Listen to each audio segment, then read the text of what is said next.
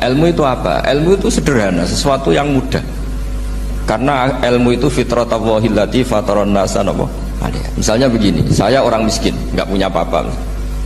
Sudah nggak punya apa-apa, nggak punya jabatan, terus keluarga yang nggak pati loyal, mungkin istri ada ngidolakan kita, bahkan anak kita sendiri juga nggak ngidolakan kita. Itu kan sial-sialnya orang, anak kita aja nggak pernah ngidolakan kita. Tapi untuk bahagia itu sebenarnya sederhana. Sederhananya begini, orang pinter itu ingin mempertahankan kehidupannya, terus pinter sampai berobat habis banyak ke Belanda, ke Jepang supaya mempertahankan nyawanya. Nah, si miskin ini kalau dia setiap makan, ya Allah, saya dengan makan ini mempertahankan nyawa saya. Jika makan itu satu kajian ilmiah bahwa ini luar biasa. Bahwa orang punya Alphard, punya uang 1 miliar, itu tidak mempertahankan sesuatu yang pokok, yaitu nyawa. Orang tidak punya Alphard itu hidup, nggak punya uang 1 miliar hidup. Tapi kalau nggak punya nasi 1 piring, nggak punya air 1 gelas bisa mati. Artinya apa? Orang miskin itu yusyarikul aghnia, sama dengan orang-orang kaya dalam hal kepemilikan hal-hal yang pokok. Tapi kadang-kadang orang miskin itu ya nyon sewu agak belagu, sudah miskin ingin punya Alphard, sudah miskin ingin punya uang, ya dia tersiksa. Harusnya cara berpikir nggak punya Alphard itu masih hidup, nggak punya uang 1 miliar masih hidup. Yang punya Alphard hidupnya juga pakai nasi 1 piring, yang punya uang 1 miliar juga pakai nasi. Ya kalau itu kan sama, saya punya. Kalau gitu kan bisa miskin rasa kaya. Itu memang harus dilatih. Nah, kalau orang kaya kan rumahnya banyak di mana-mana. Memangnya kalau rumahnya banyak di mana-mana terus tidur di sini 1 jam, di rumah itu 1 jam, malah nggak bisa tidur kan? Tetap aja yang dipakai 1 kamar. Itu gunanya apa punya rumah banyak? Setidaknya zaman miskin itu dia berpikir gunanya apa punya rumah banyak untuk dipakai hanya 1. Meskipun suatu saat kalau dia kaya juga berpikirnya agak rubah.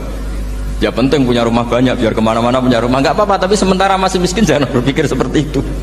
Nah, yang menjadi miskin kacau kan sudah miskin berpikirnya gaya orang kaya. Lah itu kecelakaan itu. Lah itu ilmu, maksud saya itu ilmu. Sehingga dulu Nabi ngajari orang miskin itu sederhana. Ketemu orang miskin sama Nabi diajarkan. Nabi diantara ajarannya begini. Ada seseorang man asbaha, orang yang setiap harinya mu'afan fi jasadi, dia sehat, aminan fi sirbi, negara dalam keadaan aman, tidak dalam ancaman, indahu qutu yaumi, dia hari itu punya makan, faka'an nama khizat lahu dunya bihadzafiriha, berarti dia sudah punya dunia dan seisinya. Karena polanya sama.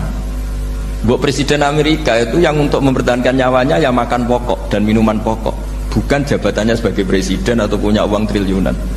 Orang paling kaya di Indonesia juga gitu, untuk mempertahankan hidupnya juga dengan makanan pokok.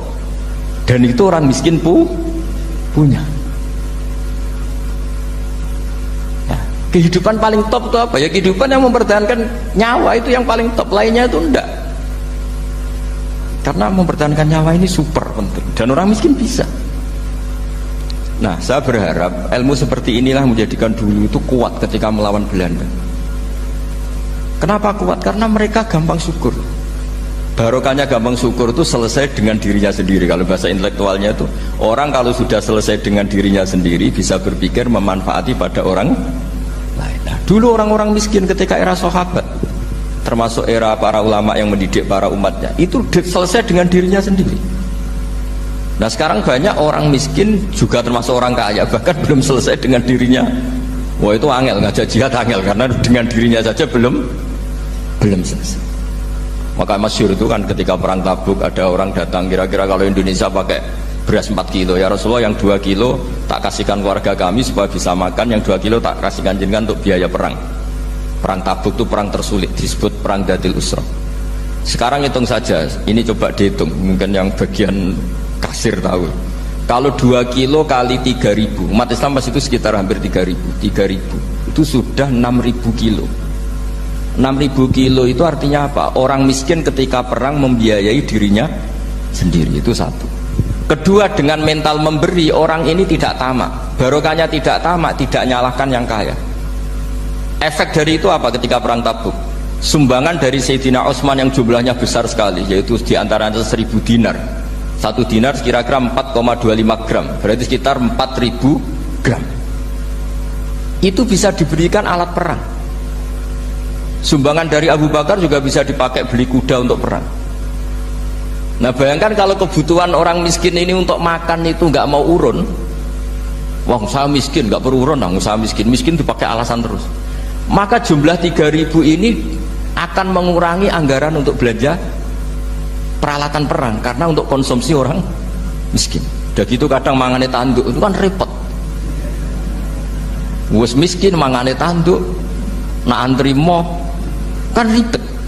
Artinya apa? Perang ini tidak fokus karena ngurusi konsumsi untuk orang-orang miskin. Nah, dulu zaman Nabi orang miskin pun semuanya heroik.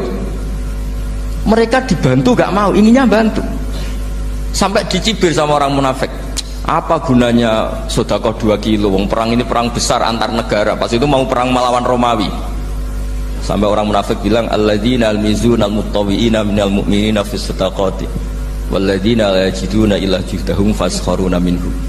Orang-orang munafik digambarkan Allah orang-orang yang mencibir sedekah kecil. Wong untuk perang besar kok sedekahnya hanya 2 kilo. Tapi yang mahal bukan 2 kilonya.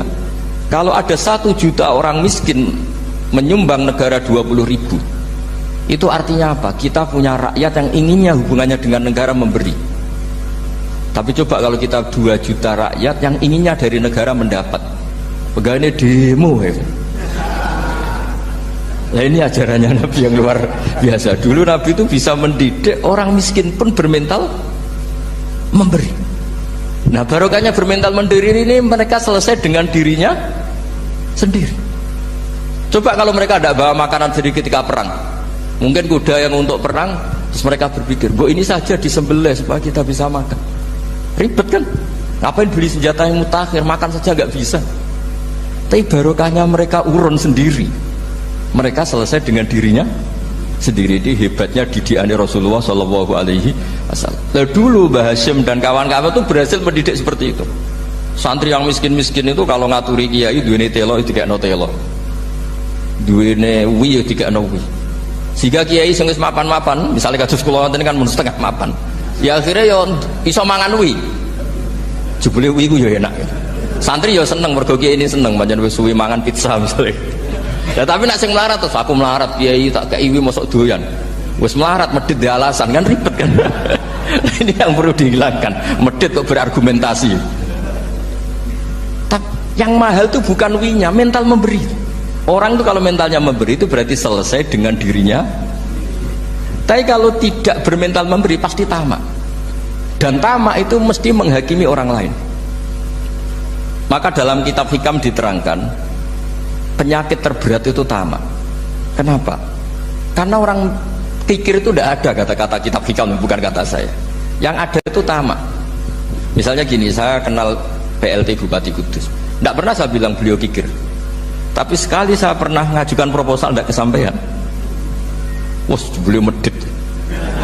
Jadi saya menvonis medit itu sebetulnya ya karena punya keinginan tidak kesampaian. Coba kalau ndak, gua medit ora ora penting. Misalnya anak-anak muda sama orang-orang cantik di Jakarta, pernah nggak kamu bilang itu sombong? Ndak kan?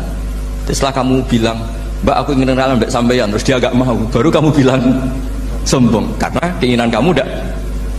Nah, bayangkan kalau orang bermental tomak, kayak apa bangsa ini?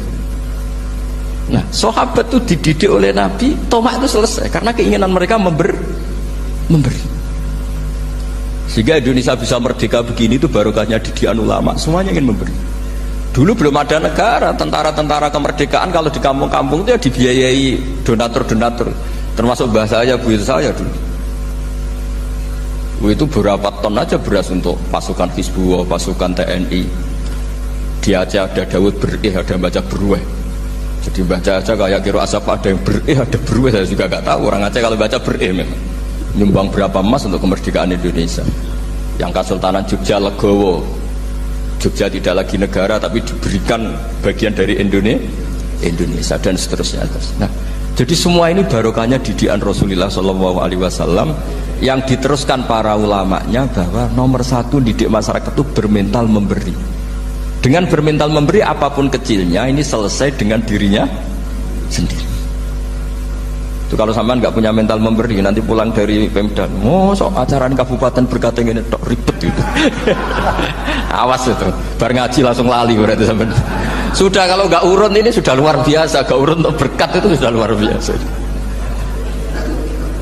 Jadi itu yang makanya Nabi itu Quran dimulai wa mimma razaqnahum yunfikun. Quran mengajarkan bermental memberi, yunfikun. Nabi berkali-kali ngulang al yadul ulya khairum al yadis sufla. Dan memberi itu tidak harus nunggu kaya. Gambarannya Quran tentang orang baik itu gimana? Alladzina yunfikuna fis sarra wadharra. Bukan fis sarra saja, ketika wadharra juga. Saya pernah guyon sama orang kaya di Jakarta. Dia uangnya miliaran, mungkin malah triliunan. Guyon sama saya, Gus, saya ini sudah sekian bangun masjid di mana-mana. Saya ini berarti hebat. Enggak, kata saya. Enggak ada masjid, agama tetap jalan, kata. Karena di kampung-kampung sudah banyak masjid, kata. Masih keren tukang becak, kata. Kok bisa, Gus? Sampai nyumbang masjid 1 miliar, itu masjid apa, kata saya? Ya masjid-masjid besar. Nah itu paling dipakai kubah atau menara atau apalah yang tidak mendesak. Tapi kalau orang miskin ngutangi orang miskin itu, kalau nggak utang hari itu nggak makan. Kan nggak mungkin tukang becak ke utang ada bank atau orang kaya raya, kan kenal saja enggak. Mesti orang miskin utangnya sama orang miskin. Saya kalau orang kaya utang Habib Bidin mesti mau beli Innova karena level orang elit, jadi utangnya itu beli Innova, aksesoris Innova seri terbaru. Tapi kalau orang miskin sama orang miskin utangnya itu beras untuk nyawa ya. Artinya apa? Kalau saya diutangi Habib Bidin untuk beli Innova itu ganjarannya itu sekunder. Tapi kalau sesama orang miskin itu ganjarannya primer. Keren mana? Hutang-hutangannya orang miskin sama orang kaya. Satu menyelamatkan nyawa, satu menyelamatkan citra. Dia baru sadar, ternyata orang miskin lebih hebat ketimbang saya, lebih hebat, tapi tidak usah ditiru, kata saya. Cuma dia menjadi tidak sombong sekian miliar yang disumbangkan ke masjid, karena dia menjadi tahu ternyata itu tidak bangga. Nah, kecuali masjid-masjid yang kamu nyumbang memang masjid perintis di daerah-daerah yang belum ada masjid. Kalau masjid-masjid besar itu kan kadang kebutuhannya sudah selera, bukan pokok. Nah, saya ini cerita ya, jadi supaya orang tahu lah. Zaman Nabi itu orang sudah selesai semua dengan dirinya sendiri. Jadi maksud saya Islam nggak apa-apa tanpa masjid, itu masjid yang sudah sifatnya selera. Indonesia kan masjid sudah sifatnya selera semua. Yang dikatakan masjid pokok kan yang dipakai sholat bisa, dipakai alat sesuci bisa. Tapi kalau sudah selera ya pondasinya harus begini, lampunya harus dari kristal, terus kubahnya itu sudah selera. Nah rata-rata sumbangan yang miliatan itu kan sudah ke selera. Sementara orang miskin utang-utangan sama orang miskin untuk menyelamatkan apa coba? Nyawa. Artinya para orang miskin jangan kecil hati, wah saya sedekah hanya 2 kilo, tapi 2 kilo nyawa. Dan itu pahalanya luar. Nah ini ilmu asal saja. Nah dia itu berhasil seperti itu, sehingga orang-orang miskin dulu tuh ngurmat tentara itu ya nganggo wi, nganggo telo, bahkan ada yang pakai apa itu Pak Hartopo itu pisang itu, arasnya pisang itu, gronggolnya pisang, sudah dipakai saja Pak tentara. Tentara di mana-mana bisa makan. Coba kalau yang ngamal yang kaya itu tidak cukup.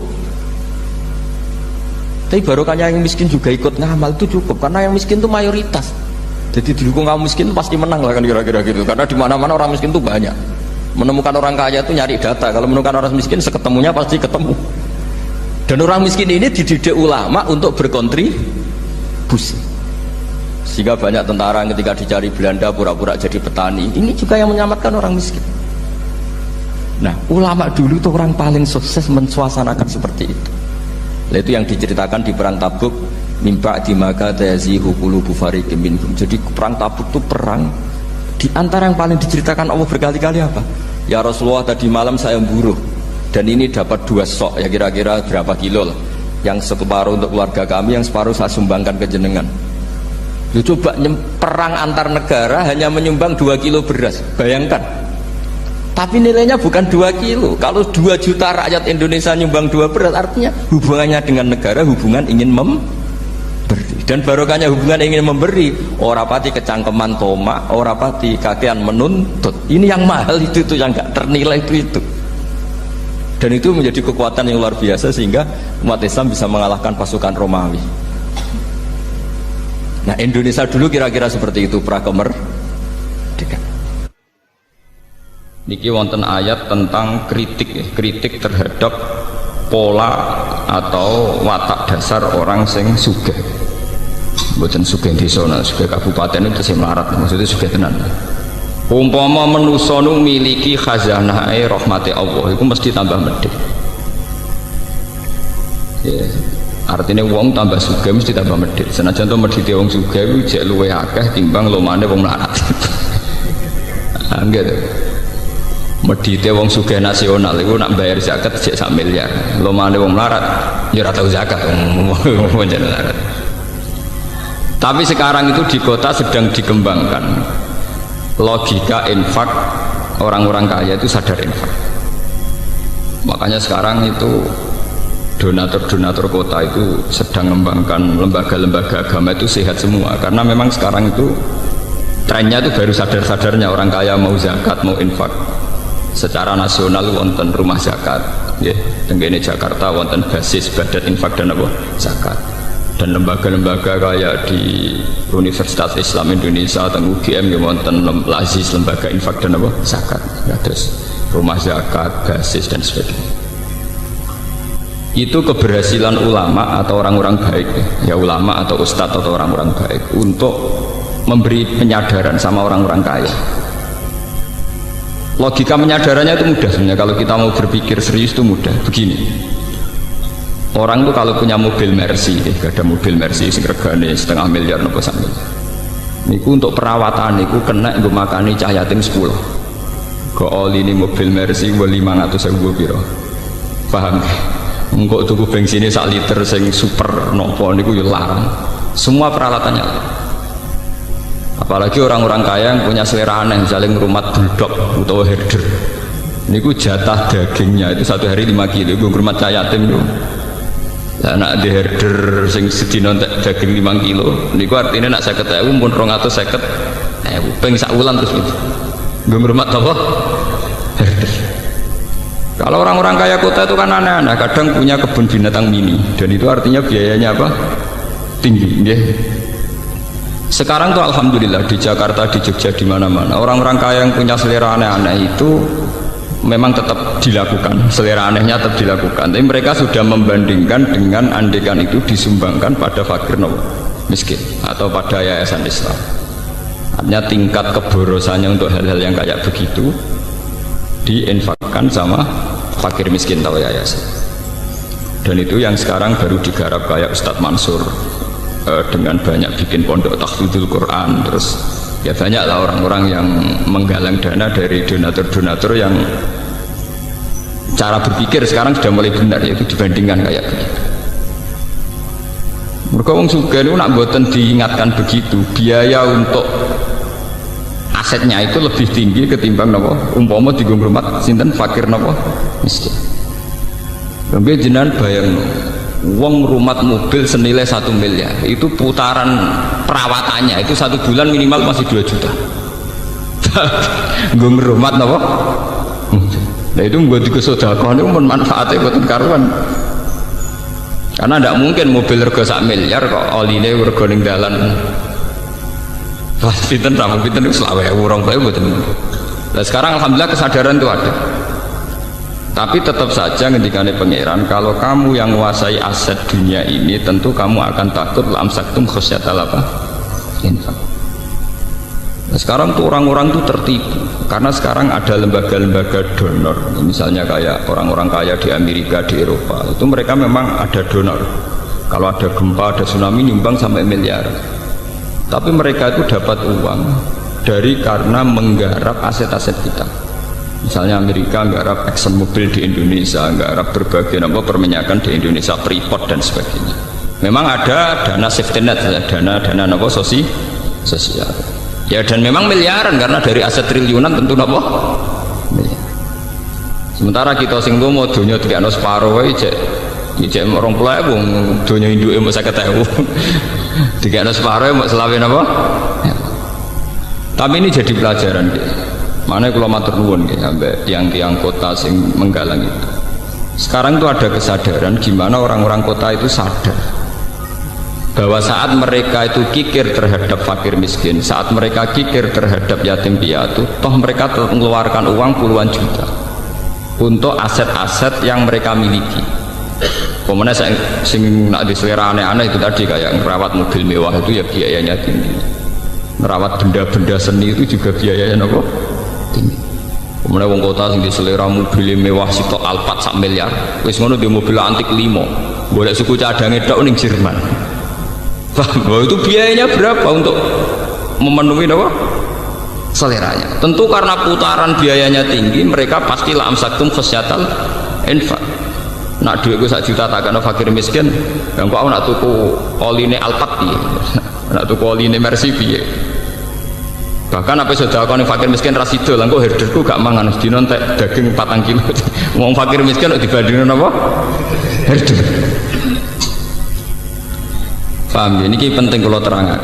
Makanya pentingnya umat Islam punya ketegasan hukum. Ini kados tengene fikih-fikih. Ngerawat hewan sing gak jelas manfaatnya harus divonis haram. Karena efeknya nanti orang tidak peduli. Efeknya orang tidak apa? Tidak peduli. Saat ini sampean delok mau. Wong lagi duwe sapi, kowe ora tau ngedusi anake, malah esuk ngedusi sapi. Lha iku kan mboten usah ado-ado. Paham ya? Wong seneng manuk perkutut, esuk-esuk dilapi, kandangnya dilapi, wadal anake bekompol dibeno.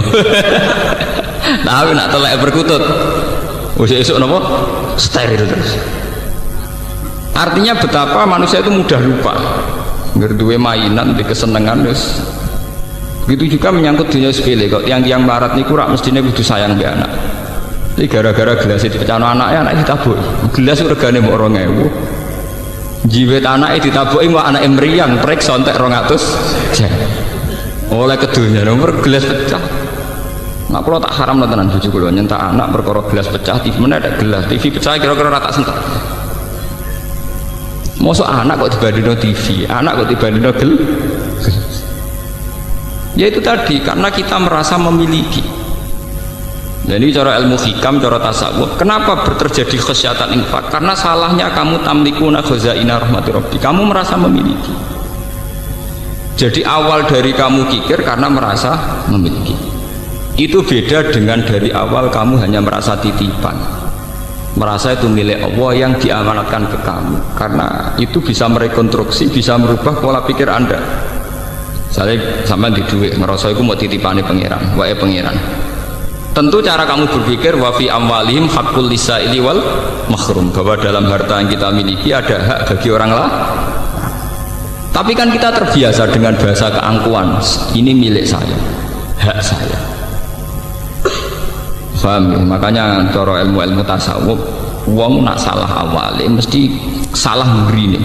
Sing disebut al bidayah lahiyan nihayah. Al bidayah lahiyan nihayah. Kawitane perkara mesti dadi akhire perkara. Sampeyan nak di dhuwit 50.000 dari awal ngerasa wae pangeran mau titipan. Iku lomo ya gampang. Tapi nak dari awal ngerasa waekmu ya aneh. Sampeyan dadi kiai nek ana santri kirimane pangeran, cek bubar cek apa ya enteng. Dhisik sing nekakno pangeran saiki sing bubar pangeran. Tapi nak ngerasa wae ngaji kiai iki godhinge ra karuan. Terus meriang. Hewan kok ngerasa wae, dadi iku ya ana asal usule, wong medhit, wong drengki ya ana napa? Asal usule. Paham ya? Ngrumat anak bojo ki ngoten. Kula nu nganggep bojo kula ya amanate pangeran sing dititipno kula kan ngrumat anak nggih. Sehingga tingkat otoriter kita, tingkat otoritas tertinggi kita, tingkat otoriter ya sifat-sifat menang sendiri ya kurang. Yo aku diamanati ke otoriter. Coba kalau itu kamu, wong wedok wani wong lanang. Wong lanang pemimpin tertinggi. Oh, terus saya naik dhewe. Makanya itu ada orang salah langkah itu ya dari awalnya cara berpikir salah. Makanya kalau maknani wa tamlikuna khazaina rahmati rabbi ngrasa duwe. Sebenarnya dia tidak pernah punya, tapi ngerasa apa? Ngerasa. Coba kalau zaman Kanjeng Nabi nak ngelatih wong lomo itu gampang. Wanjen Nabi wong pinter, tidak ngelatih. Misalnya ada cerita gini, ini jadi pelajaran bagi kita. Suatu saat Nabi itu tanya Aisyah, saya ingin sarapan dengan daging yang tadi. Jadi Aisyah, wah muntelas ya Rasulullah, daging yang tadi sudah saya kasihkan fakir miskin. Jare Kanjeng Nabi, kowe salah Aisyah. Sing mbok kekno sing ijek. Jadi alhamdulillah sah ijek ana sing ijek. Artinya kalau daging itu dimakan untuk kepentingan pribadi, kanggo selera, niku entek. Mergo dekne untuk hadud dunya, tapi justru dikakno fakir miskin niku ijek. Alhamdulillah sah kok ijek. Lha mun kula ana fakir miskin lha iku malah sing ijek.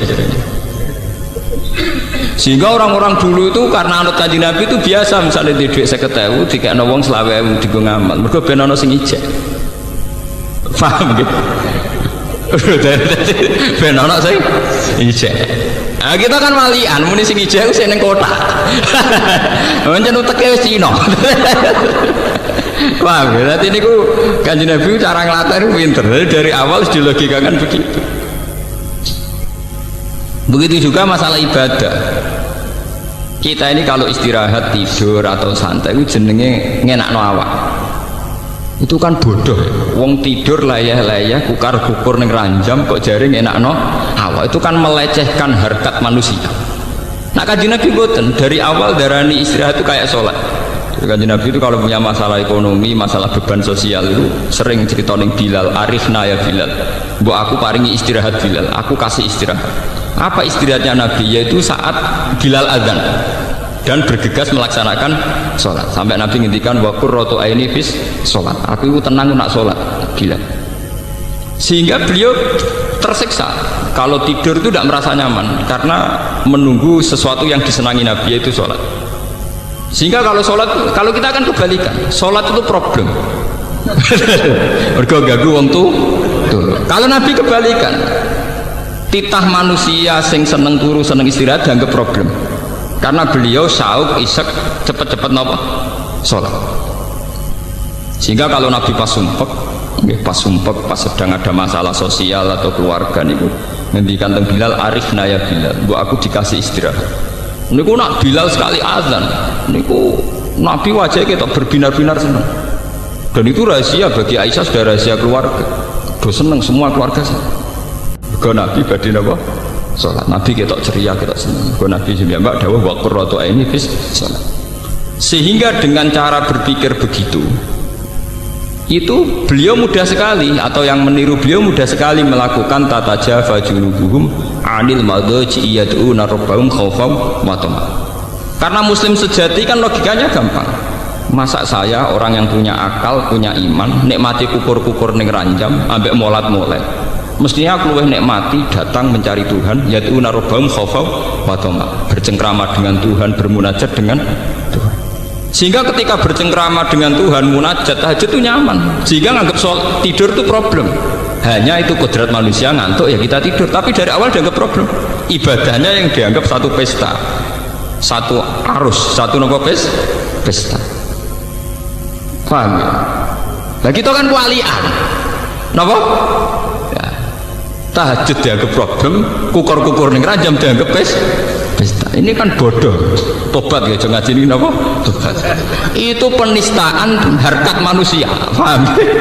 Penistaan harkat apa? Kita yang katanya punya akal, punya visi modern, jebule gledek mau seneng kukur-kukur dhuwur ranjang. Bagaimana orang kayak ini punya harkat ketika pesta dengan Tuhan, munajat dengan Tuhan, dianggap sebuah problem.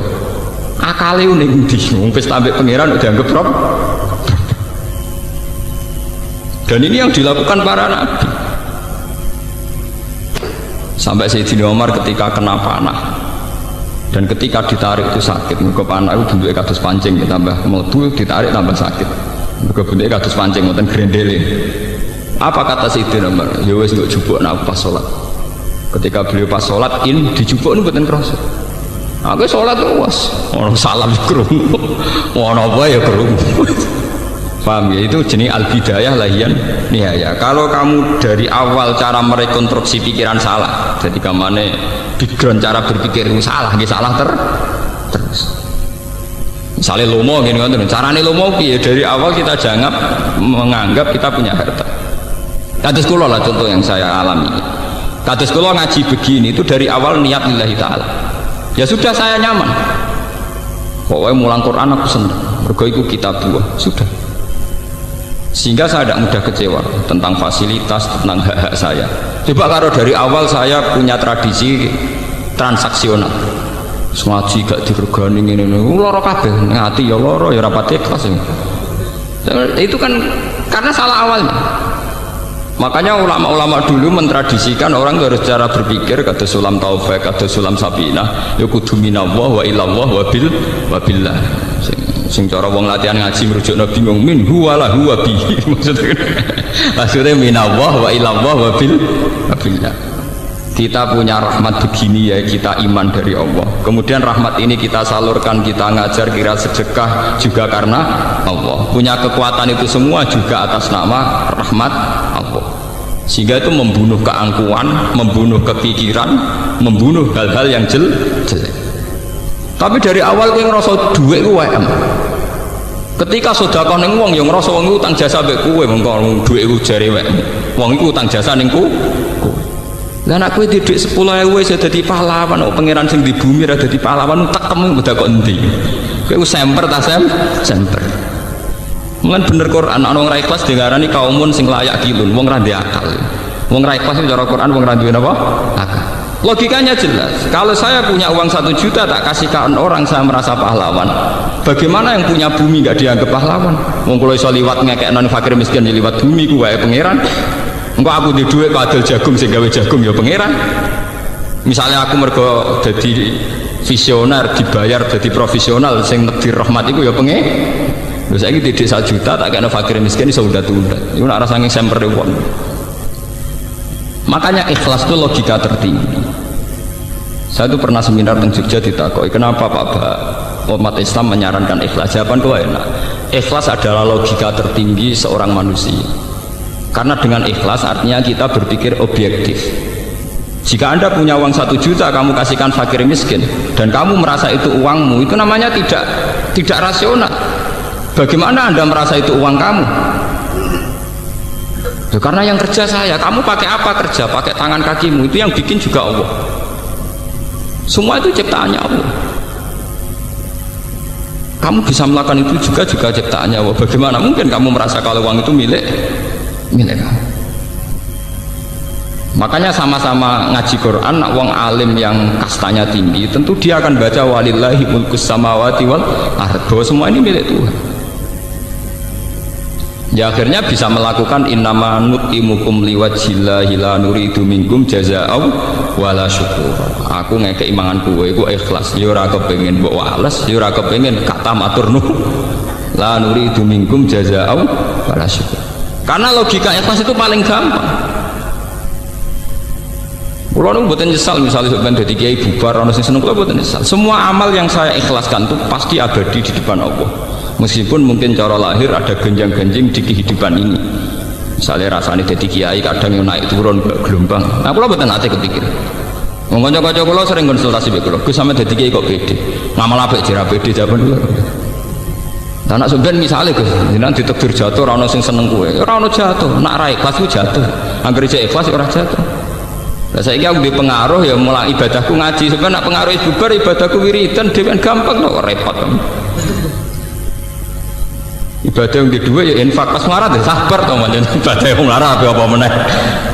Pas dadi kiai ibadah yang mulang, setelah dadi kiai wiridan kok repot. Artinya kalau semuanya berdasar ikhlas itu pasti nyaman, pasti apa? Nyaman. Tapi kalau dari awal berdasar hadzun nafsi, hak-hak kita itu akan rusak semua. Paham ya kalau baleni, jadi carane ikhlas itu dimulai cara berpikir yang benar, termasuk untuk menghindari sifat kikir. Kata Nabi Muhammad, Pak, sah aku kepengen sarapan daging mau. Ya Rasulullah sayang daging itu mun telas. Lho kena apa entek? Kula sukakno tiyang niku. Aisyah sing mbok kekno iku sing ijet. Sehingga dulu sahabat itu nak ono perang atau napa-napa nu cepet-cepetan berlomba ngekei. Mergo jare ben ijek. Ben apa? Ini jenis lantana al-birra hatta tunfiqu mimma tuhibbun. Sahabat Tolha suge-suge sahabat di perkebunan kurma paling disenengi. Ketika ana ayat lantana al-birra hatta tunfiqu mimma tuhibbun, kowe ora bakal entuk keapian nganti sedekah barang sing paling mbok senengi. Niku mikir kebun mana yang paling dia senengi. Bareng wis ketemu Bairuha niku terus ya Rasulullah Bairuha niku kebun kurma paling kula senengi, kula sakno jenengan. Nah saiki kan gak wis sudah kok golek sing paling ora disenengi. Misalnya wedhus golek sing kuru, paham ya? Duwe golek sing raja. Nah, kan terus kualik kabeh. Ya karena dari awal itu nganggep sedekah itu yang abadi, berarti nak sing tak kekno barang paling apik kok sing abadi tak panen ning akhirat ya barang sing paling napa? Karena konstruksi pikirannya sudah benar, otaknya sudah benar, paham ya? Tapi kita kan boten nganggep yang kita kuasai itu yang masih, yang kita kasihkan orang yang iya. Begitu juga Nabi Ibrahim, terus Abu Bakar, Sayyidina Umar, orang-orang soleh itu begitu. Kalau baleni malih, terus masalah cara berpikir itu kita harus anut Rasulullah. Di misalnya Nabi itu nganggep sholat itu istirahat, nganggep tidur itu kodrat manusia. Jadi tidur yang dianggap problem, bukan sholat yang dianggap apa? Sehingga coba zaman delok teng Quran, tata jafa junuduhum, mereka mengangkat lambungnya, ngangkat songkot tempat tidur, anil madoja. Lho bahasa Arabe nggon turu ora jenenge nggon turu. Nggon turu artine nggon setengah mati, nggon wong aras-arasen, nggone wong kukar. Sementara sholat itu satu pesta dengan Tuhan, satu komunikasi dengan Tuhan, Raja alam raya ini. Wong kowe ketemu presiden bangga mrakaruan. Mestinya cara logika kita, lo sholat itu harus kastanya tertinggi karena tempat di mana saya munajat be pangeran, komunikasi be pangeran. Sementara ranjam statusnya mau tempat tidur, tempat harasan. Dengan logika ini kita mudah sekali mengorbankan sing jenenge tempat tidur demi sholat, paham ya? Nah tapi itu dari awal cara berpikir orang ngono, jangan ngantuk orang azan, waduh, wayahnya pisan, oh dua setengah munafik. Itu dalam terminologi Quran bahasa ekstrimnya itu setengah munafik logika begitu. Itu yang disebut Quran wa idza qamu ila sholati qamu kusala. Wong munafik ku salat tapi rasa-rasen. Jadi nak salat jek ana rasa-rasen ono semi munafik ya cara Quran. Lho niki tenan. Niku wonten ayate. Nggih wa idza qamu ila sholati qamu napa kusala. Supaya kamu tidak munafik nak salat kudu trengkina. Sekarang kamu anggap itu pesta. Satu kehormatan di mana kita hanya seorang hamba diberi hak komunikasi dengan Allah Raja alam ini. Dia cara berpikir diulang-ulang, kados kula harus diulang-ulang terus. Ya Allah, saya sedang komunikasi dengan Engkau Raja alam ini. Engkau adalah zat paling penting dalam kehidupan saya. Engkau adalah zat paling penting dalam kematian saya. Sehingga diulang-ulang. Dan itu yang dilatihkan Nabi Ibrahim kepada semua umat. Ini ku inna sholati wa nusuki wa mahyaya wa mamati lillahi rabbil alamin. Ya Allah, Engkau zat terpenting. Karena Engkau zat terpenting, sholat saya demi Engkau, hidup mati saya juga di tangan Engkau. Wa bidzalika umirtu wa ana minal muslimin. Dengan logika ini, dengan tauhid ini, nak urip kula terserah jenengan, mati kula terserah jenengan, kula pun nyerah total, aslamtu li rabbil alamin, kula nyerah teng jenengan. Utawa sebagian redaksi wa ana awalul muslimin ya, tapi tenggene umat Nabi tentu dirubah wa ana minal muslimin. Jadi terus total penyerahan dirinya pada Allah itu total, dan ini rasional, menyerahkan diri pada zat agung, zat paling penting. Luwih ra rasional meneh nasibku mbok serahno ning tempat tidur, utang akeh masalah akeh sembuh pokoke penting turu sik.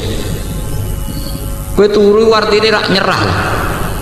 Semua badan kamu, akal kamu nonaktifkan, mbok offno, mau mbok pasrahno tempat tidur.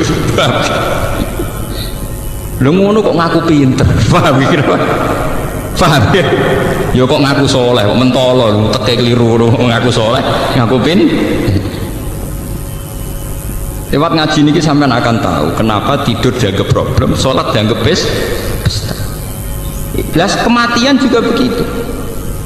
Kowe nak delok mati, wak wedi. Wong Indonesia melarat lah mati wedi. Oh, sak urip-uripe ora tau di dhuwit, urip di sia-sia tangga, nak jenenge mati tetep napa? Wedi. Coba kalau logika kematian kita rubah. Kados sing diajarkan Jalaluddin Ar-Rumi. Alhamdulillah teng Indonesia nak tiang-tiang kuno itu melok Jalaluddin Rumi, meskipun ora asal usule tapi melok-melok. Meskipun akhirnya dipakai teroris. Jalaluddin Rumi itu seorang sufi zuhud. Beliau terkenal sekali, tiang Khurasan. Beliau itu hasil muridnya banyak, beliau pengaruhnya besar. Beliau saking senangnya Allah itu punya tarian isek yang disebut tarian apa?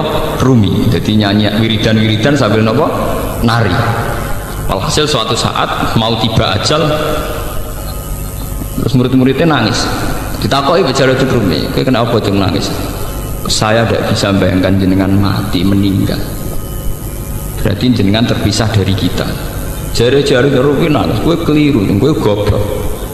Kematian itu adalah hari pesta, malam pengantin itu." Jadi pertama sing istilah kematian itu pengantin itu Jalaluddin Rumi. Kematian itu malam jadi pengantin. Aku wis suwi nyesal. Mergo ora ketemu zat paling tak seneng, yang paling saya cinta. Maksudnya ketemu kue aku nyesal. Mergo padha makhluk era jelas. Aku kepengen nang ketemu zat paling tak senengi, paling penting dalam hidupku, yaitu Allah Subhanahu wa Ta'ala. Makanya beliau terkenal terus ngendikan, jadikan malam kematianku malam pesta. Darani malam pengantin. Ini di karangan Sibul Arus. Malam apa pengantin. Lah terminologi iku delalah sing nganggo ra kowe-kowe iku wong-wong Islam kan. Sing nganggo teroris mana kedel-kedel. Oh jenenge kiai biasa-biasa ini mbek mati wedine ra karuan. Paham ya? Jenenge nak lara iku dokter ya dinggo, dukun ya dinggo, saking wedine mati. Saking wedine napa? Mati. Nak dokter tok kuwatir lanane berkait santet. Paham? Nak dukun tok kuwatir larane bersifat medis. Akhirnya dukun ya dinggo, dokter saking wedine napa? Mati. Wong Islam kok wedi mati ku piye? Lho kula nu bolak-balik lho ngalami, kula nu selawasi anake kiai, saiki yo kiai. Lho niku nak wonten nggih ngoten lho cara Jawa wonten dom wonten wong gak geger. Gus golek dukun untuk cangkemmu kiai bukan golek dukun. Umpama aku mati kena santet, itu aku ora ngarah darani matiku krana santet, tetep darani matiku krana Allah Subhanahu wa Ta'ala. Lah soal cara lahir kena santet, aku pindes truk ya mati. Masa aku darani matiku kena ban truk ya ora. Tetep matine krana pengen. Ini biasa-biasa. Kula niku ora santet ya bedino ya biasa. Nah, misalnya saya mati, ya kalau orang ngerasa kalah ya biasa, kalahku ya baik pangeran. Kadang kita ini hina, wis mati kena santet, yakin nak sing mati ini santet, wis ketok kalah raja duk setengah sirik, paham? Wis ketok kalah raja duk setengah nopo sirik. Acara kula nggih boten ra ngarah kula darani matiku krana santet, ya krana Allah.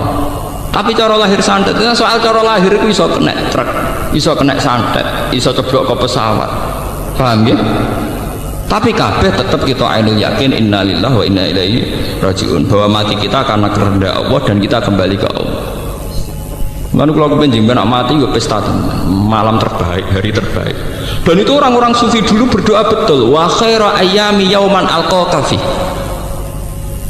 Orang-orang dulu pasti doa, Allahumma ja'al akhira kalami indantihai ajali la ilaha illallah. Tapi dan mereka berdoa wa khaira ayyami yauman alqaka fi, dan jadikan hari terbaikku adalah hari saat aku mati. Itu hari terbaik, hari terindah. Begitu juga yang dilakukan Bilal ketika Bilal badhe kabundut, anak-anaknya nangis. Kowe kena apa nangis? Mugi jenengan badhe kabundut.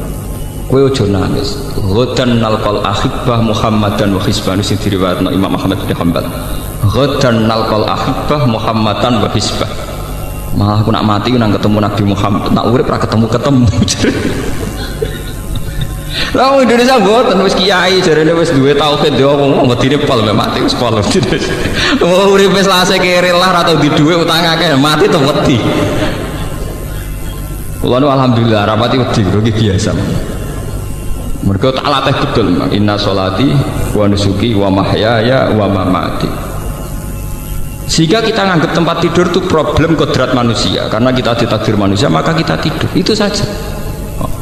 Tapi nganggap sholat itu pesta, munajat. Dengan logika begitu kita kalau sholat itu seneng, kalau tidur sak kadare, paham ya? Nah kita sering kuale, sering apa?